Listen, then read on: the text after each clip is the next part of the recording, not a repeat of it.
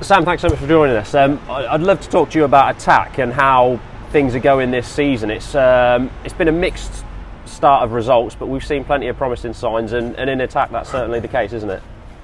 Yeah, promise. I think we've in stages we've attacked pretty well, but we've not strung it together for long enough periods to put pressure on a team to get the result off the back of it. So yes, some promising stuff, but we're releasing that release valve too early. We need to keep our foot on the throats and keep the pressure on.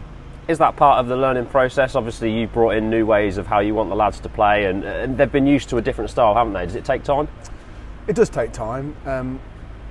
The frustrations come when you do it well, but we're just inconsistent at it. But exactly as you say, that's us getting better at it. And I think there was certainly this weekend there were some signs of us attacking quite well. But then that's probably the most amount of line speed or pressure from the defence that we've been under all year. So it's easy to in training to look good and do what we ask of people, but then when the pressure ramps up, that's when you really know whether people are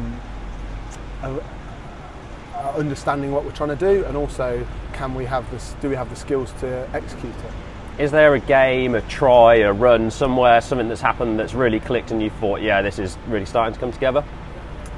There have been elements in most of the games. I think for me the standout would be the Saracens game, where we